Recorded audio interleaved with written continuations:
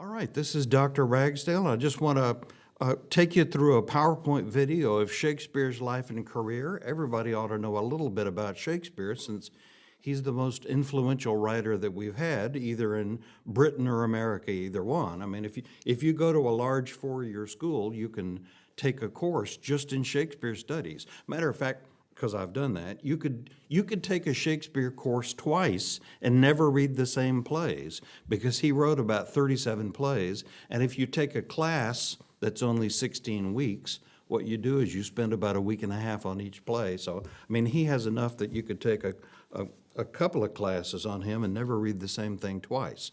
Again, he's just such an influential character for other writers too, and for history. People allude to him all the time. Let me show you a few examples. Okay, this is slide number 1. Let me go on to slide number 2.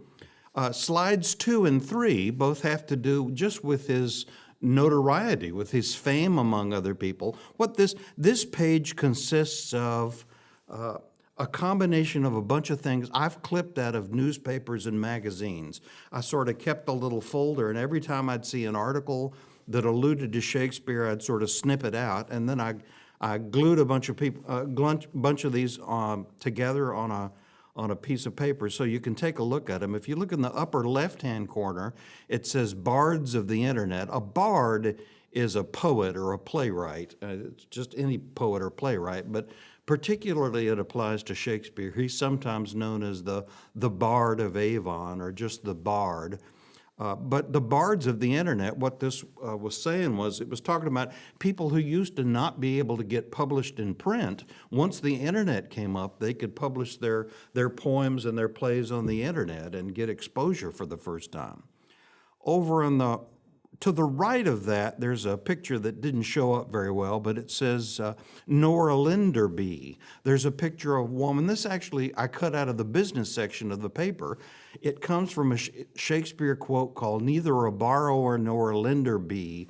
This is Polonius's advice to his son, Hamlet. In Hamlet, Hamlet's getting ready to go off on a voyage, and his dad's giving him some advice, and he says, "Neither a borrower nor a lender be," don't get in hock, don't get indebted to other people. So here it is, they're using a Shakespeare allusion even in the business section. Over to the left again, there's a picture that says Leaves, Lovett, and Lear. This is a photo that came out of the Houston Chronicle. This was taken at Rice University a number of years ago. Leaves, Lovett, and Lear, so this must have been taken in the autumn when there were leaves on the ground. Lovett is one of the colleges at Rice University, and she was reading King Lear, no doubt. King Lear is one of the big tragedies, the big four tragedies of Shakespeare that we'll talk about later, written around 1601 or so. On the far right, the play's the thing for Florida. This is obviously from the sports section, talking about the play's the thing. This is a quotation, this is allusion to Hamlet, where he thinks up a way to sort of goad Claudius into giving himself away, and Hamlet says, "The play's the thing wherein I'll catch the conscience of the king." And sports writers, I mean, you wouldn't expect to hear about Shakespeare allusions in the sports section, but you do. So it's talking about the Florida Gators in Alabama, and the play's the thing. In the middle, it talks about double. Basically, there's an allusion to Macbeth where it says double toil and trouble, and praise the trouble. There was an article a number of years ago. There was a high school that put a Shakespeare quote up that said, "I pray you do so and so," and some people said, "Oh, we shouldn't mention prayer on the bulletin board." Well, Shakespeare didn't mean it like that. Back in the Renaissance, they would often say, "I pray you do something," meaning I just wish you would do something. On down the page, you can see this is usually used in mattress advertisements. It says, "The stuff dreams are made of," which is actually slightly off, but it's an allusion to The Tempest, where it says, "The stuff that dreams are made on." And then the bottom, the fall of A&M's discontent. If you've watched A&M football for as many years as I have, you usually get disappointed because they usually trip all over themselves. But the fall of A&M's discontent, this is an allusion to Richard III. There are two famous quotes in Richard III. One is, "Now is the winter of our discontent," and the other one is, a horse, my kingdom for a horse." And this is the previous of the two, talking about now is the winter of our discontent, but it's talking about football, so they change it to the fall. So anyway, the point of this is to just show how widespread Shakespeare influence is, and people know his quotations. Even people who haven't read him much know about his quotations. Again, in the business section, in the sports section, in jokes and things. My in-laws gave me a T-shirt years ago that said, to golf or not to golf? That's the question. I mean, an allusion to Hamlet, obviously, to be or not to be, that sort of thing. And those are just omnipresent. They're all over the place. So we need to know a little bit about Shakespeare. Look at slide 3 now. Okay, slide 3. Again, I went to the internet just to click on a number of things that are related to Shakespeare. I mean, these are not in-depth things, but again, just different images and things that keep calm, or to be or not to be. Again, that's an allusion to that famous to be or not to be soliloquy in Hamlet that everybody knows. I mean, to be or not to be, or to trip or not to trip, or that's, I mean, people use that all the time. Look at so again, here are just 4 images from the internet that have to do with Shakespeare. Even the to be or not to be, it's interesting, see the woman in the upper right-hand corner who's gotten a tattoo that says to be or not to be. It's always interesting to me to see literary tattoos, to see people who are so taken by a particular line or a verse or something that they'll stencil it on themselves for the rest of their lives like that. So she must have liked something about this Shakespeare quotation. Below that is et tu Brute. Obviously, cat videos are everywhere on the internet, but this one, et tu Brute, which is an allusion to Julius Caesar, of course. And then you got Keanu Reeves on the other one, what if all the world's a stage? And again, that's this famous line about all the world's a stage and we're merely players in it, and that sort of thing. So again, Shakespeare influence is just pops up all over the place. I've jotted at the bottom of this one, I mean, not only is he so well known, and there are, I'm sure, over 100 books devoted to Shakespeare, but there are also 2 journals, 2 scholarly journals devoted entirely to his work. So there's probably more's been written on him than about anybody. Abraham Lincoln's not far behind. A lot of people have written about Abraham Lincoln, but Shakespeare probably even has more. Okay, take a look at slide number 4. Slide number 4, it says his canon. Now the word canon in this sense means his body of work. Canon means a body of work. It also means another thing in the Renaissance and medieval times. Canon law meant ecclesiastical law. It meant the church law, the Catholic Church. Back when the Catholic Church was the only game in town, prior to about 1517 and Martin Luther, the church had its own laws and its own law courts and things, and canon law was religious law from the Catholic Church. But here canon just means the body of Shakespeare's works. So I thought I'd show you, just to let you know, what all has he written. He wrote 37 plays, 154 sonnets, and you know something about sonnets, no doubt. Sonnets are 14-line poems. Sonnets originated in Italy with Petrarch and people like that back in the 1300s, but they came to England in the 1530s through 1550s with Wyatt and Surrey, and Shakespeare jumped on the bandwagon. He didn't initiate sonnets, but he was very influential in that subgenre of poetry, really, and he wrote more than Wyatt and Surrey put together. Matter of fact, it's been said that he wrote enough sonnets that he would have been known as a major poet, even if he hadn't written any plays. But of course, he did write plays, and they've sort of overshadowed even his own sonnets. Then he wrote 4 non-dramatic poems, sort of miscellaneous things that we don't read very much. The picture here is a woodcut of early London. Shakespeare's years were 1564 to 1616. So the latter half of the 1500s and the first few years of the 1600s. This is a picture of London At the top of this picture, the little slightly wavy lines, that's the river. That's the Thames River that runs through London and has been the scene of so many famous things over the years. You see two main buildings here. You see the Bear Garden on the left, and then the Globe on the right, the big one in the forefront on the right. That's the Globe Theater, which is the playhouse that we associate with Shakespeare all the time. He was a partial owner, a partial stockholder, maybe owned about 1/12 of the rights of the Globe Theater. It was an open-air thing. You can see both with the Bear Garden and the Globe. They were open-air things. They were probably octagonal. They seated maybe 2,500 to 3,000 people, but they were open-air, so they didn't put on any plays during the winter because it was too cold. There was no way to heat the thing. And they didn't put on plays at night very well either because torches, there's no way to project light really. But anyway, and the Bear Garden, we think of the Renaissance as being such a classy time, and yet the Bear Garden, it was sort of a brutal time as well. The Bear Garden was where, for entertainment, they would tie a bear to a stake and then let a bunch of angry dogs sort of pick away at the bear and see whether did the bears win or did the dogs win. And it was a pretty brutal sort of bloodthirsty thing, but that's what people did back then. Again, he wrote 37 plays.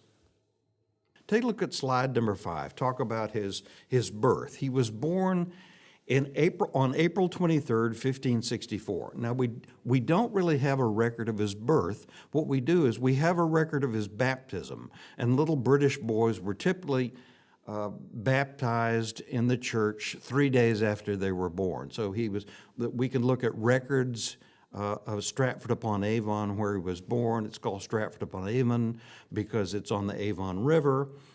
And we can look back at the baptismal records and find out he was baptized on the 26th. So work back 3 days. He must have been born on the 23rd. His mother and father, this is a picture, by the way, of his birthplace. You can still go to Stratford-upon-Avon. If you catch a bus or go with the tour group, it's about 2 hours north of London. And this is the house we think that he was born in. It's interesting, you can still walk through there. They don't know exactly, but they say, here's a bed that he could have slept in, or here's a school desk he could have used. We don't know exactly which furniture he used. The doorways are kind of low. Apparently, people weren't as big back in 1564, so nowadays, if you're 6 feet tall, you may bang your head on one of the doorways in there. But this is another one of those houses like this, which were very common in the Renaissance, were called half-timbered houses because you can see the timbers going through the side sort of as the skeleton of the house, and then they had lots of plaster. Sometimes it is also called wattle and daub, where daub, D-A-U-B, where they have daubs of stucco-like stuff, even though stucco itself really hadn't been invented yet.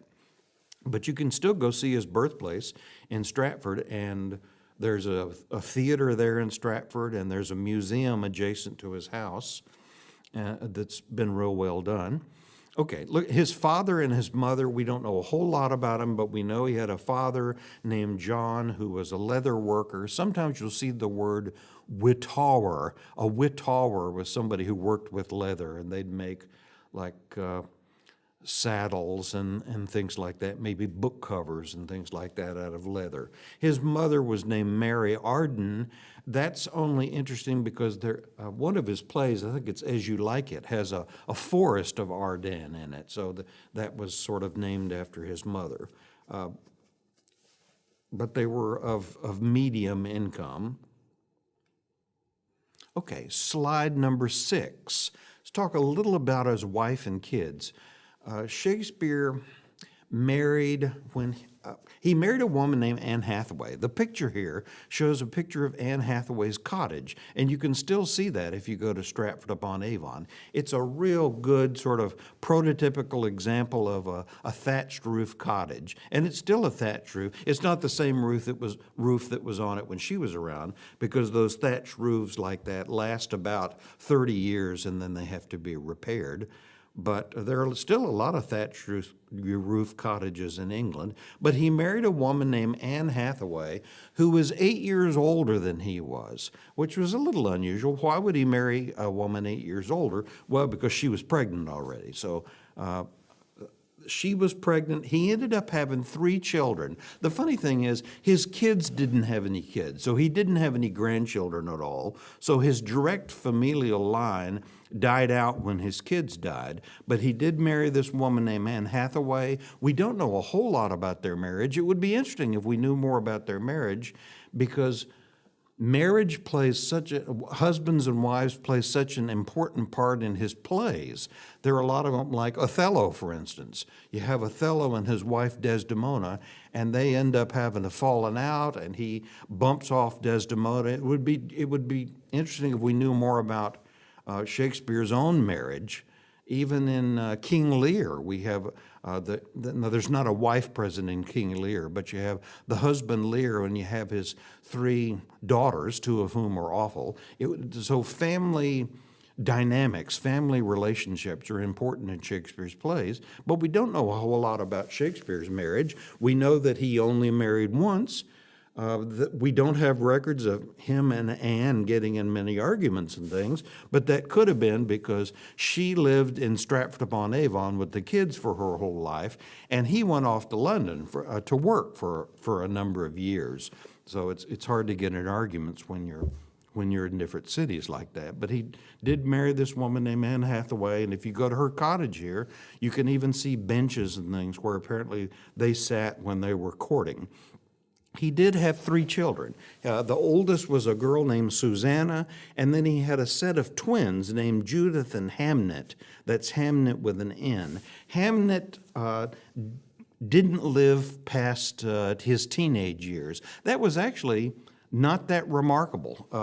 Henry VIII had a son named Edward VI, and he didn't make it past about 17 or 18. Henry VIII also had an illegitimate son, whose last name was named Fitzroy, which means the illegitimate son of the king, and he only made it to about 18 or 20. So that was not that remarkable of a thing. But Hamnet died around 1600, and some people have said, well, maybe he was so depressed about Hamnet's death around 1600 that that's why he started writing his tragedies, to sort of give voice to his depression, and yet that argument sort of falls apart because he was writing some comedies in there too. But he did have 3 children, Susanna, Judith, and Hamnet. And Susanna went on and got married to a man named Dr. Hall, I think, and they lived around Stratford, but they didn't have any kids themselves. Slide number 7. Now, this is just a picture of a map that comes from the front of our Norton Anthology. If you look in the front of your Norton Anthology, just open the front cover. There in the these are called end papers. In the end papers to the Norton Anthology, you can see a map of England. And I've just taken a little picture of that, and I've highlighted London. You need to know a little finding your way around England. So if you look towards the bottom of England, on the bottom on the right, you can see that highlighted, that's London towards the bottom. The lower of the 2 yellow places is London, and London goes back as far as the Romans. I mean, as far as,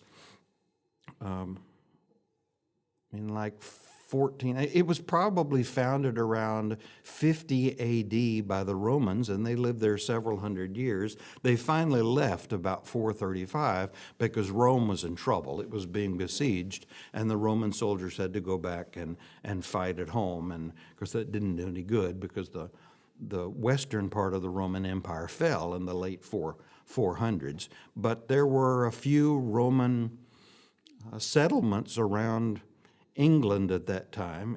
It may not have been called England, but London was called Londinium back when the Romans were living there. And Bath, the Romans knew about the city of Bath. If you look over in the bottom left-hand side, you'll see the city of Bath. When we get to Chaucer, well, we've already gone to Chaucer, but the wife of Bath, for instance, comes from the city of Bath there. And the Romans knew about Bath because there were mineral springs that came up there, and probably some of them are warm mineral springs, and the Romans could take warm baths there. There was another place called Colchester, which was a Roman settlement too. Even in London, as a matter of fact, near the Tower of London, there are remnants of Roman walls, and there are remnants of Roman roads and things around England too. But you could see London on this map, and then up, so northwest of London, the other highlighted place is Stratford-upon-Avon, just so you can see, the British would say Avon rather than Avon, but that's where Shakespeare's hometown was. He was born there, and then he went to London most of his life to work. I mean, the same thing now. If you're an actor in the United States and you really want to get the big roles, you either go off to Hollywood or you go off to Broadway, one of the places. So that's because you're not going to make it big on the stage if you stay in Port or something. So you go off to the big places, the big venues for the theater in Hollywood or Broadway, and that's what he did in London, because London, again, started way back with the Romans, and it's almost always been the largest city and the head of the courts and the head of literature places and the head of the kings, right? I mean, it's the head of everything, and the largest city. It's one of the five biggest cities in the world now. But you can see from Stratford-upon-Avon to London, it's just not that far away. Like I said, 2 hours by bus now.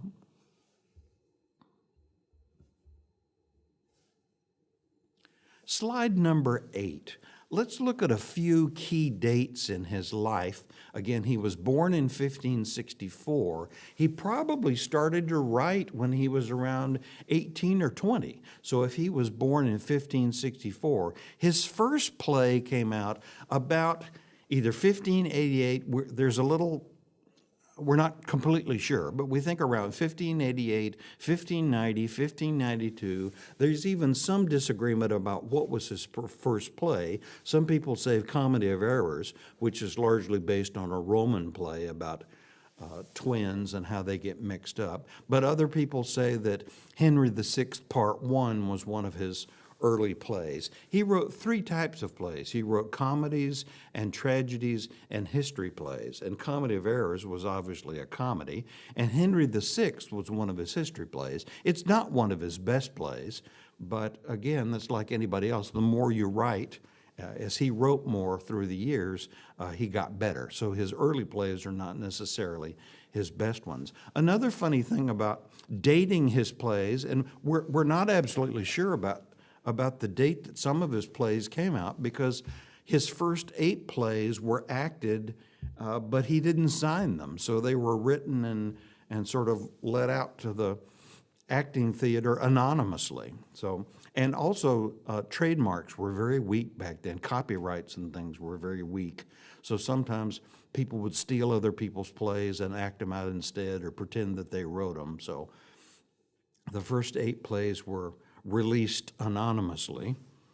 1599, the Globe Theater opened. It wasn't the first theater, but it's certainly the most famous one. Bankside just means it was on right on the side of the Thames River. Again, the Thames River, and if you think about it, a lot of cities back then were built on rivers because it made transportation a lot easier, not just commerce, but just getting to your house and getting to your town. And if you think about it, big cities like London is on the Thames, Paris is on the Seine River, Rome is on the Tiber River. A lot of the big cities like that are on rivers, and also even, Stratford-upon-Avon, it's on the Avon River. So waterways, in the days when roads were really pretty crummy, waterways were easy ways to get around. And so the Thames River, obviously, which is still there, Queen Elizabeth used to take boats up and down that in her barges and things, and it played a role. In 1599, the Globe Theater opened to the side of the Thames River. It actually opened across the Thames from London proper, and there was a reason for that. If the sheriff of London didn't like your play, or he thought it was critical of the crown, or if it was off color, he could close down your play. He could close down the theater. So what a lot of guys did was they would build their theaters right across the Thames River outside of London, so outside of the Sheriff of London's jurisdiction. So he couldn't do anything about it. He couldn't close down their theaters. It's sort of like what Houston does now with fireworks stands. You know, fireworks stands are off limits in Houston, so a lot of these stands open up right outside the city limits, so the police can't do anything about them, can't close them down. And that's what happened to the theater back then. So the Globe Theater opened in 1599, again, an open-air octagonal theater that seated 2,500 or 3,000 people, and it was the one that Shakespeare's always associated with.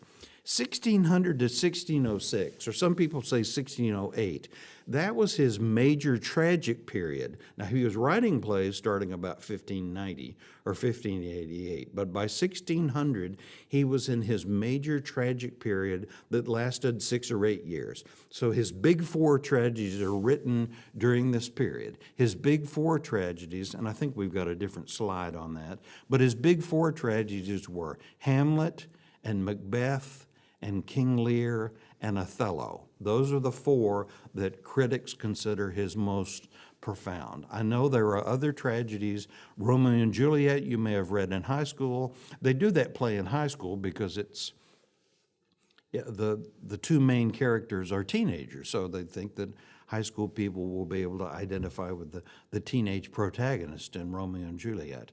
And even Julius Caesar. Julius Caesar is a funny play because it's a tragedy, and yet it's a tragedy, but it's also a historical play. So do you put it among his tragedies, or do you lump it in with the history plays? It's sort of right on the cusp. But between 1600 and 1606 or 1608, his big four tragedies were written. And again, some people have tried to say, did he have a big period of depression in which he wrote these? But probably not, because he was doing Midsummer Night's Dream, for instance, about 1601 also. In 1609, his sonnets were published anonymously. He dedicated them to a nobleman, but sonnets were just all the rage then. Sir Philip Sidney had written some. Edmund Spenser had written sonnets. A number of people had written sonnets. Remember, sonnets started back in Italy in the 1300s. They came to England in about the 1530s or 1550s. But Shakespeare, the sonnets were, again, just all of the rage in this period. So Shakespeare wrote some like everybody else wrote some. But his are still pretty famous. I mean, they're even read at weddings and things nowadays. So 1609, he published his sonnets, but he didn't put his name on them. In 1610, by this time, he'd been writing plays for about 20 years. He retired to Stratford-upon-Avon. He bought one of the biggest houses in town. Matter of fact, Shakespeare was pretty well off financially. I wouldn't call him rich, but he was very comfortable financially. He was probably one of the first writers ever who was able to live just off of his writing. Because you think about earlier writers like Chaucer and Wyatt and Surrey, they all had day jobs that they did for their income, and they did their writing for fun. But with Shakespeare, his literary pursuits were his income. He got income from three different sources. One, he wrote plays, so he got royalties for having his plays performed. He also acted in some of his plays, though usually not in major roles. And also, he was, like I said, a partial owner of the Globe Theater, so maybe he got a 10th or a 12th of the income, the box office receipts, when people came to the play. And also remember, this was an era when most people couldn't read. I mean, in about 1710, we have a record, somebody says that maybe 1 out of 10 people in London could read in 1710. So if that was true, think back about 1610, fewer than 1 out of 10, every 10 persons could read. So heavens, if only 1 out of 15 or 1 out of 20 people could read, you weren't going to make a lot of money selling books because not a lot of people were going to buy them. So, but everybody could go to the theater. So having your plays acted out in the theater was a much better way to get exposure than publishing things.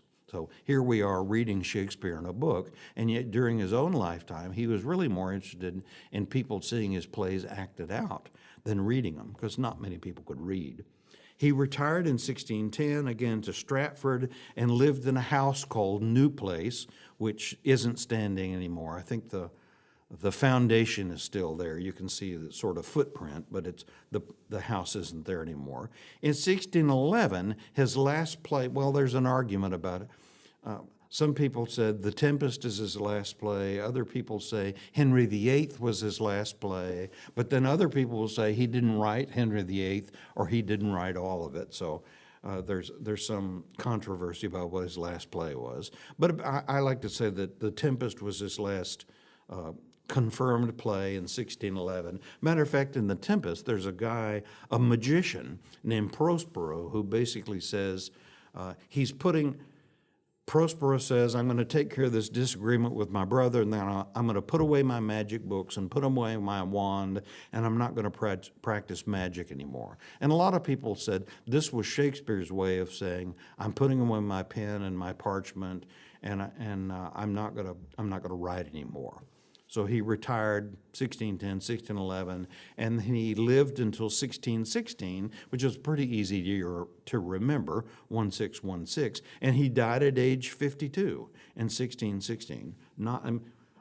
For one thing, he lived longer than a lot of people back in that era. Most of Henry VIII's wives didn't live that long, and Henry VIII only lived to be about 56, and he was the king. So really, Shakespeare lived a pretty full life. 52 was a pretty full life back then. He didn't die in a battle or a barroom brawl like Christopher Marlowe or anything like that. He died of natural causes. Ironically, he probably died we think he died about on his birthday. So he was born on April 23rd, 1564, and he died around April 23rd, 1616. Now, during his lifetime, he had never published a complete edition of a collected version of all of his works. So it remained for two of his buddies to do that a few years later. Look at slide number 9. Slide number 9, this is a picture here that comes from the back of our Norton anthology. I just wanted to show you this picture. You might not even know it was back there in the back of the book. It shows the Globe Theater. Again, this was the place that Shakespeare made famous. You can see at the bottom of that picture, it shows the open air nature of the Globe Theater. So again, why they didn't have plays during the winter, because you'd freeze your tail off if you had a play during the winter, because London is much farther north than Houston is, so it gets a lot colder there than it does here. There was a flag there on top of the theater, and if there were plays being acted that day, they'd put the flag up so people could know. They didn't have plays at night because, again, there was no way of projecting light. They also didn't have plays if there was a plague in town, and there was a plague in town maybe every 20 years or so, and then big plagues maybe once a century. But if there was a plague in town, you didn't want to go to the theater because everybody was crammed in together and you got breathed on by a lot of other people, and that was a good way to catch the plague. So if the plague was in town, usually the rich people went to their country estates and the poor people just tried not to go to big places like this where a lot of people were jammed in together. But the Globe Theater was finished in 1599. It was on the other side of the Thames River, held around 3,000 people. Groundlings, there is a group of actors, there has been a group of actors, a number of the Saturday Night Live actors came from a group in the United States called the Groundlings. I think that had a branch in Los Angeles and also in Chicago. Well, that name, the Groundlings, goes way back to Shakespearean times. The Groundlings were the people who came to the theater. They didn't have enough money to buy a seat, so they just stood on the ground all the time. They just stood up the whole time. So lots of different people went to the theaters. If you were well-to-do, you could afford a seat that had a little roof just over that seat. But if you didn't have much money, you'd pay a penny or so, and you'd get into the theater and you'd just stand up the whole time and watch the whole play standing up. And those people were called the Groundlings. And it's been said of Shakespeare that if you want elaborate sort of poetry, there's some of that in there for you. If you want off-color jokes like the Groundlings did, they had cruder taste. If you want some of that, there's some in Shakespeare's work for you too. So he was able to cater to people of different tastes and different levels of taste, really. You can see from the sketch there that the playhouse had what's called a thrust stage. So the stage comes out and people walk out on the stage. And there were several, for instance, there are little letters there. There's an A and a B and there was a trap door in the theater. There was a trap door, and they could use that in productions if they wanted a ghost could come up out of the trap door, or they could pretend that there's a basement or something. And then there was a balcony in the back, a balcony up top where they could do scenes from Romeo and Juliet and things like that. The Globe Theater burned down at one time. They shot off a cannon.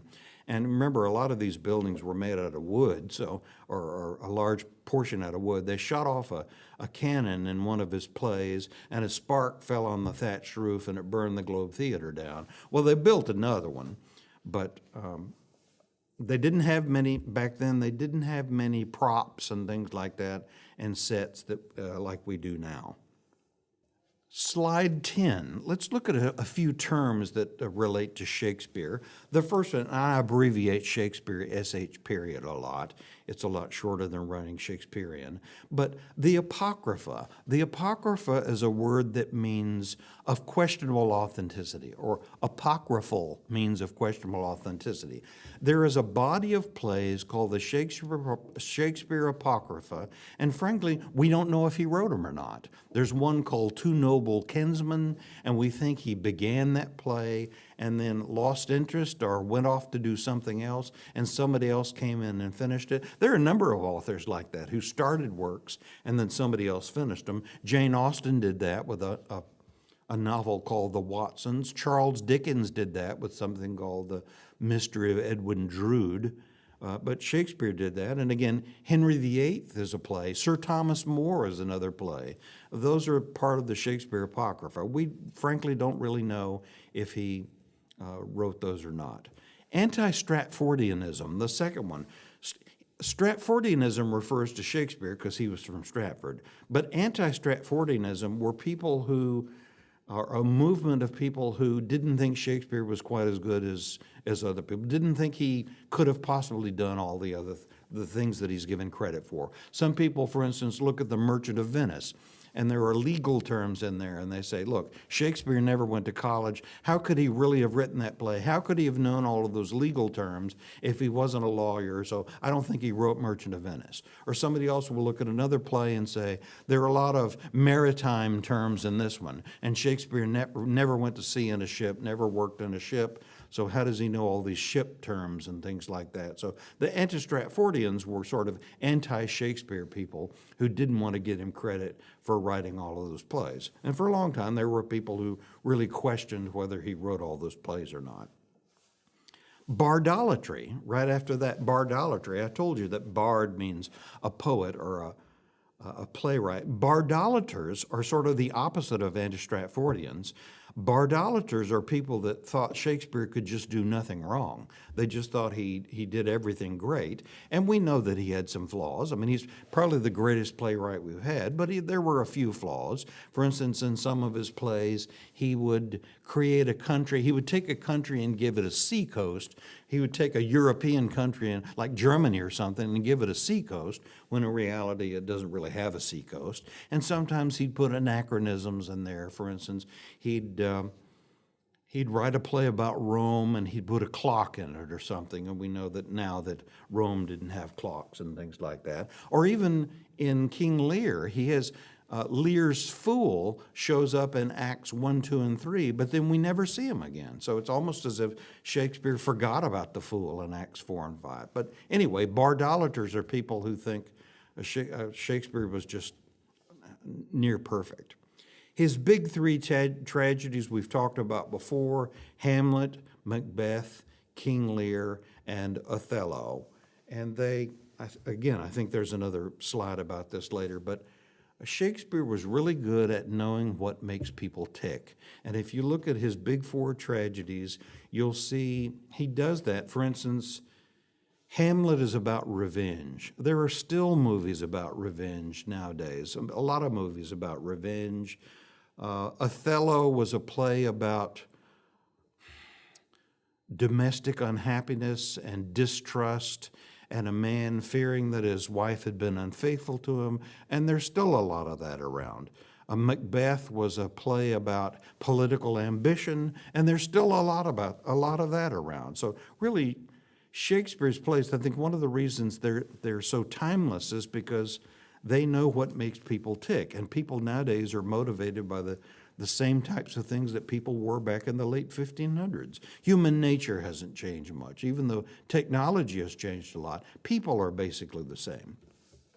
In this list, Hemmings and Condell were two associates of his, two actor buddies of his, who in 1623 said, there was Shakespeare, they said William was really influential, but we've never had a collected version of his works. Why don't we put all of his works together and get them published? So they weren't publishers, they were actor buddies of his, but they collected 36 plays and put those together. And so during Shakespeare's lifetime, it was funny, during Shakespeare's lifetime, you couldn't have gone to a bookseller and bought a collected version of his works because it didn't exist back then. But in 1623, the first folio of Shakespeare came out, the first collected edition of his plays. And Hemmings and Condell were responsible for that. Okay. Henry VI, possibly his first play. It could have been Comedy of Errors. His last plays, probably either The Tempest or Henry VIII or Two Noble Kinsmen. All right, take a look at slide 11. Look at the names. What I've done is I've grouped the names of several of his tragedies and the names of several of his comedies. And look at the difference in the names. Did you notice a trend? Look at the names of the tragedies. King Lear, Hamlet, Julius Caesar, Titus Andronicus, Macbeth, Othello. You notice what they have in common? They're all named after an individual. They're all a person's name. And again, it's always a guy of high social estate.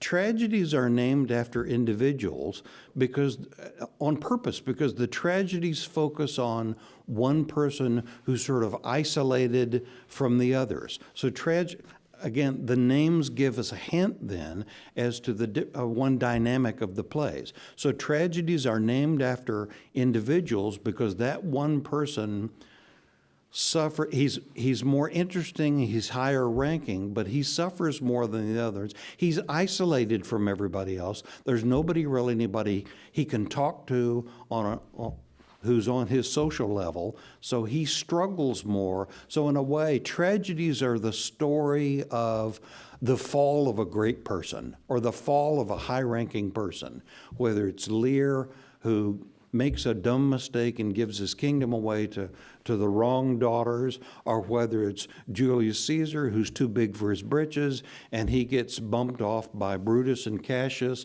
or it's Macbeth, who's too ambitious and that gets him in trouble. Tragedies focus on an individual.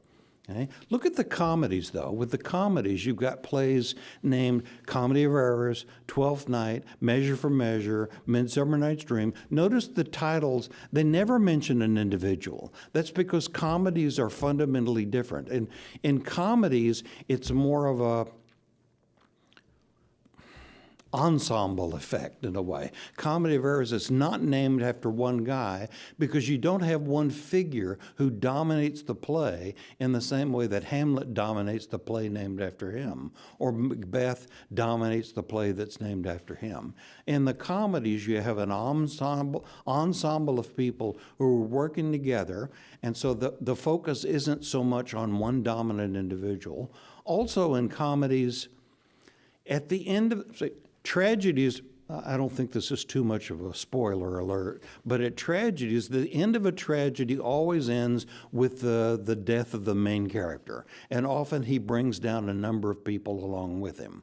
Some of them are innocent, and that's what makes it more painful. If only rotten people died at the end of the plays, it wouldn't be too disturbing. But when you have innocent people like Cordelia, who suffers, or other people who suffer and don't deserve it, that's what hurts. But with Comedy of Errors, they never end with multiple deaths. Comedies end with multiple marriages. And at the end of a comedy, everybody is brought back into the group. I think that's sort of the purpose of a comedy is that there's some misunderstanding or there's some conflict in the middle, but at the end of the play, everybody is brought back into the group and assimilated and relatively happy, except maybe with Malvolio, with Twelfth Night. But for the most part, tragedies isolate the guy that they're named after, and he gets more and more isolated, and it ends up badly, and it's the story of his fall. But comedy is, again, more of an ensemble, more of a community, and they end with everybody being essentially made happy again, and often there are multiple marriages at the ends. So the names are a hint into the content, really. Okay, that's it. Let's take a look at his tragedies. His tragedies are the plays that he's most famous for. When you think about Shakespeare, you think about Hamlet and Macbeth and things like, and Romeo and Juliet and that sort of stuff. He wrote three types of plays. I told you he wrote about comedies and tragedies and chronicle plays, which are history plays. But the tragedies are the ones that, again, he's most famous for. And again, his major period was 1600 to 1608 or so. If you look at there's a famous book about Shakespearean tragedy by a guy named A.C. Bradley, and he was writing way back in the 1930s or so, and yet, again, Shakespeare hasn't changed since the 1930s. Shakespeare hasn't changed since the 1616 when he passed away. But A.C. Bradley looks at the big four tragedies of his and notices several things that they have in common. Obviously, they have different stories, but they have a number of things in common. And this is true of his tragedies. So look at slide 12. All of his major tragedies have, as their heroes, they have males. So Hamlet, matter of fact, they're all named after, his tragedies are all named after the tragic hero. Hamlet has as its tragic hero the guy Hamlet, and King Lear is named after King Lear. He's the major character, obviously. And Macbeth is named after the character Macbeth. Othello is, even if you think about others like Titus Andronicus, less known tragedies, Titus Andronicus, some of those named after the main character, the main tragic hero. So the main tragic hero was always male. Also, as you notice on this list, the male hero he's always isolated. He's always larger than life. He's separated from other people. There's nobody that he can tell his troubles to. If you look at the picture there, you see that at the top there's a storm brewing. And often in Shakespeare's plays, bad weather is sort of an analog for psychological trouble as well. So bad weather, a storm in the weather stands for a storm in somebody's mind. And you can see a picture in the lower photo on the slide here about a guy who's worried, he's concerned, he's beside himself, he's kind of panicky feeling, and that's the way the male heroes sometimes get. They're isolated, there's nobody they can confide in. I know Hamlet tries to confide in his buddy, but Horatio, but really there's nobody they can tell their troubles to. They're more intense. It's like the male heroes are more intense. They think more profoundly and deeply than other people. The Shakespearean heroes, tragic heroes, are always from a high social estate. They're always kings or emperors. So King Lear, he's a king. Titus Andronicus, he's an emperor. Othello, he is a general. Macbeth, he's a king. Hamlet, he's a prince. So, and they're all, even the only time you'll have a woman listed in the title of a tragedy is when she's part of a duo, like Romeo and Juliet or Antony and Cleopatra, for instance. But even those two, Antony and Cleopatra, I mean, Antony was an emperor and Cleopatra was the queen of Egypt. So, I mean, they're all of high social estates. And it's sort of the old saying that the bigger they are, the harder they fall. That's what Shakespeare tragedies are often alike. You take a guy who's high-ranking and proud and confident, and to watch that guy's downfall is very moving. And that's the point of tragedies. The point of tragedies isn't to be depressing. The point is to be moving, and as they said, to be cathartic, to help evoke feelings of tragedy and sort of cleanse you in a way. So members of high social estate, the tragic heroes are contemplative and they're always disturbed, and they contribute to their own downfall. Lear, in King Lear, the whole play is him gradually falling because he makes a dumb decision in Act 1 to give his country away to the wrong people. Hamlet also contributes to his own downfall because he kills Polonius, and from then on he's a wanted man in a way. So they contribute to their own downfall, either by something they do. Look at slide 13, just briefly to, again, list what I've already told you about, that Hamlet, Othello, King Lear, and Macbeth were his big four tragedies. He wrote other ones, but the other ones were either earlier and he was still learning the ropes, or they were later and he was sort of on autopilot, some people think, during his last four plays. Shakespeare's range, just wanted to show you, this is slide 14, just wanted to show you the different types of plays that he wrote. He wrote history plays, and there's a Henry VI, there's a Henry IV, Part 1 and Part 2. I mean, even King Lear, we think that there was actually a guy named King Lear. He was an Anglo-Saxon king, so he lived much earlier. But Shakespeare wrote history plays. He wrote classical comedies, Comedy of Errors, where he did a takeoff on a Roman play called The Monachmy. And I mean, even nowadays in movies and things, you have movies about identical twins that get mixed up and things like that. He wrote what was called a problem play. Measure for Measure is called a problem play. And what that means is, it starts off as a comedy, but there's something painful about it. In Measure for Measure, it involves sexual assault and involves threats of being killed, so it's not as lighthearted as a real comedy would be. A domestic tragedy, Othello is sometimes called a domestic tragedy because it's not political as much as it's about the downfall of a marriage, really, between Othello and his wife Desdemona. And a revenge tragedy. Revenge tragedies back in Renaissance times were very popular. And Shakespeare only wrote two of them, Hamlet and Titus Andronicus. But other revenge tragedies, there was a famous play called The Spanish Tragedy that was acted in London for weeks and weeks and weeks. And so Shakespeare got into that genre a little of revenge plays. Look at slide 16. Slide 16 just talks once again about the first folio of 1623. Remember, Shakespeare died in 1616, but years later, 7 years later, Hemmings and Condell said, why don't we collect his works and have a publisher publish them? And that's what they did. So it was the first collection of his plays done by his two associates of his, Hemmings and Condell. This is sort of an answer to some people who said Shakespeare couldn't have written all the plays that he's given credit for.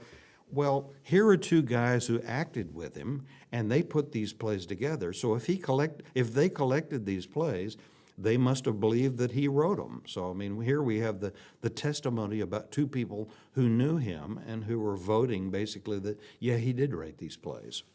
I mentioned to you that most Englishmen could not read. Also, if you've ever read a version of the Bible called the King James Bible, and if you think the language of the King James Bible sounds a little like Shakespearean English.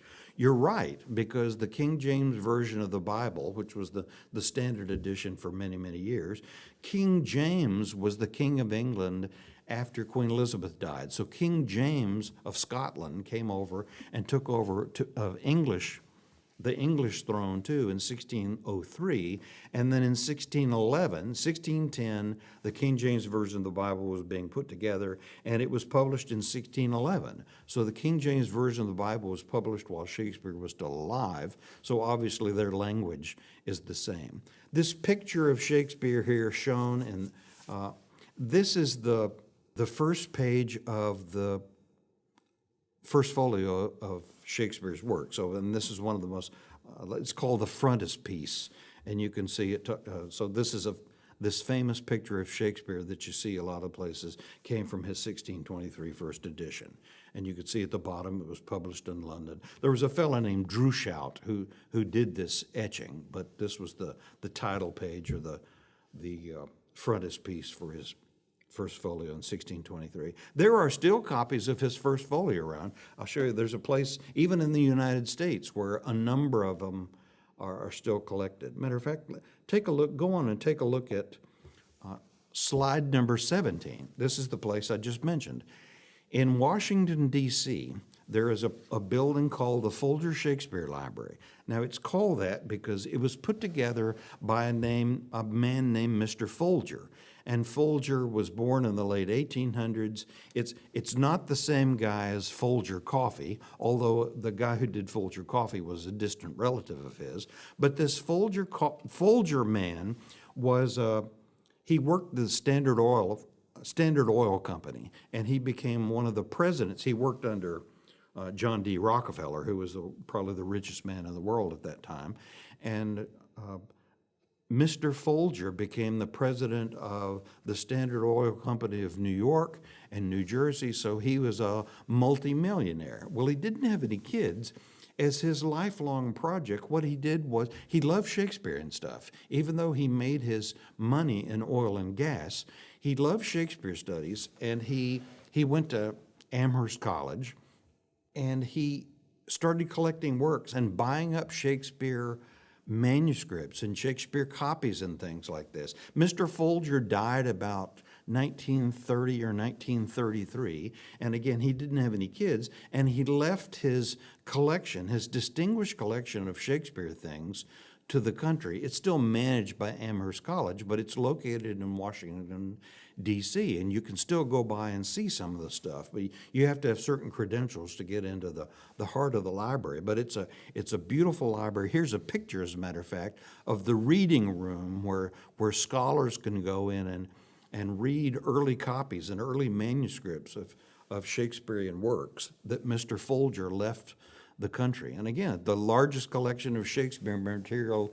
in the world is not in London now, it's in Washington, D.C., and so you can go by and see the building where it's kept. The first folio of 1623, there are 82 copies of it, and that Mr. Folger collected, 82 copies of the first folio of Shakespeare. And so there are more copies of the first folio here at the Folger Shakespeare Library than any place else. And I jotted down here, it's probably the second most valuable book in existence. Probably the Gutenberg Bible is the most expensive and rarest book there is. Gutenberg, Gutenberg was the German man and printer who came up with movable type in 1450 and 1455. So he invented the first printing press in about 1455 or so. But after the Gutenberg Bible, the first folio of Shakespeare is probably the most valuable book in the world, and this Folger Shakespeare Library has 82 copies. Mr. Folger thought that, you might think, well, isn't this redundant to have 82 copies of the same book? Well, Mr. Folger thought they were different because they were slightly different because over the years, sometimes the owners of these would write little comments in the margin or bind them with different bindings and things like that. In addition to Shakespeare work, the Folger Shakespeare Library also has as you can see on the slide here. 2,000 early volumes and manuscripts and things like that on John Calvin and Luther and Erasmus. They were all involved with the Protestant Reformation, which Luther kicked off in about 1517, and Henry VIII contributed to in the 1530s when he was eliminating Roman Catholicism in England. But he and Luther had a different agenda. Luther was doing it for religious reasons, and Henry VIII was doing it so he could get a divorce. But these early volumes and early writings and manuscripts, I mean, hand-done things. Some of them are printed and some of them are handwritten things by Calvin and Luther and Erasmus. In addition, 60,000 handwritten documents from the 1400s on. If you look in the far right-hand, the bottom right-hand corner, there's a little scribbled thing there. That's, I went to visit the Folger Shakespeare Library a couple of years ago, and this is a photo of one of the manuscripts, a photo that I took of one of the manuscripts. This was actually a long roll. It wasn't even bound like a book. It was like a scroll. And this was a scroll, this was in the time of Queen Elizabeth. And Queen Elizabeth lived during Shakespeare's time. At the very bottom, very faintly, at the bottom of this little manuscript in the corner, you can see Elizabeth's handwriting. So Queen Elizabeth's handwriting, and Queen Elizabeth ruled from 1558 to 1603, and she was one of the most famous and influential and powerful monarchs that England has ever had.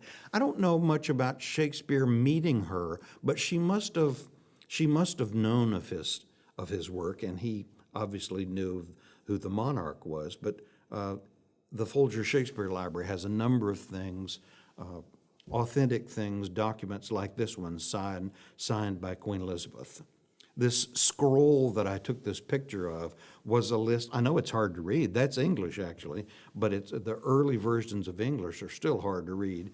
Basically, every January 1st, the nobles would give her presents and things because she was the monarch, so they would give her gifts. And the scroll was a record of the different gifts that the people had given her. I skipped slide 15. Let me say something about slide 15. 15 has a picture of his tomb. Now, a lot of the writers in England are buried in Westminster Abbey. There's a branch, one of the side areas called a transept of Westminster Abbey. A lot of the writers and poets and dramatists are buried in the crypt at Westminster Abbey. That's quite an honor. There's a statue to Shakespeare there, but he's not buried there. Shakespeare is buried back in Stratford-upon-Avon in the little Trinity churchyard there, and here is a picture of his grave, and he died at age 52. I mean, I'm older than Shakespeare ever got, but he died of natural causes. Living on into your 50s was considered a big, full life back then, but he died of natural causes. There still hadn't been a collected version of his plays, but you can, if you want to go see Shakespeare's grave, you go to Stratford-upon-Avon and take a bus to the little churchyard there. He's buried inside the church. There's a little saying here, 4 little lines, a little quatrain here. This is repeating, there are some lines etched into his tomb, and they've done all sorts of things with this tomb now. They've x-rayed it and tried to find if his body was still there. But he left this little rhyme etched on his tombstone, basically saying, don't anybody ever dig me up and move my bones. And basically you can say, is good friend, for Jesus' sake, forbear to dig the dust and close it here. Blessed be man and blessed be these stones, basically, and cursed be he that moves my bones. See, nowadays it wouldn't surprise me if somebody tries to dig him up and clone him or something like that. But he's got this, the church there, they won't let anybody excavate his grave or anything like that, and among other things, because he said on his tombstone, don't ever dig me up and move my grave and that sort of thing. So that's slide 15. I just want to show you There have been modern adaptations of a number of his plays, some of them in English, some of them in Japanese. I mean, his plays have been translated into many other languages, which lets you know it wasn't just his language that was so catchy. His language is very attractive, but if you translate his stuff into German or Japanese or Chinese or something, obviously you lose the sound of the words, but the action, the plots, the subtleties and things like that are translatable too. Leonard Bernstein wrote a West Side Story back in the 60s, West Side Story, about a girl and a boy. It basically about different gangs, about urban gangs in New York, and a boy and a girl. They're from different sides of the tracks, and yet they fall in love despite the fact that their neighborhoods don't get together. The picture there on the left, the black and white picture, that's from West Side Story. And West Side Story is based on Romeo and Juliet. It's just a modern recasting of Romeo and Juliet.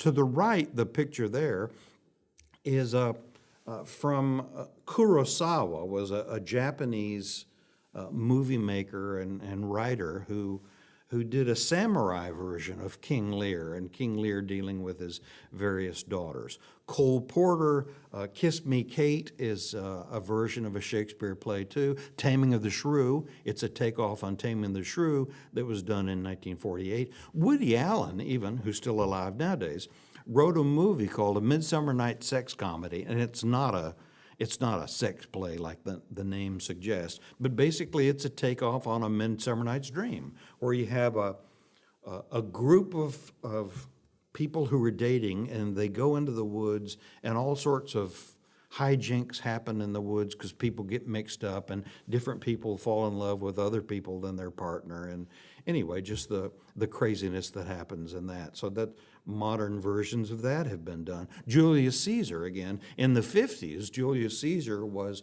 redone sort of as Julius Caesar was likened to Hitler with Nazi relevance. Matter of fact, Julius Caesar, if you've read Julius Caesar, the reason he was killed by the conspirators like Brutus and Cassius and people like that is he was getting too big for his britches, and they were afraid that he was going to crown himself emperor, crown himself king, and then he would get so powerful like a Hitler sort of character that you couldn't do anything about it. So they sort of nipped him in the bud before he could get all powerful. That's the end. This is just a combination of a bunch of different Shakespearean images, but that's the end. So now you know something about Shakespeare's life and career.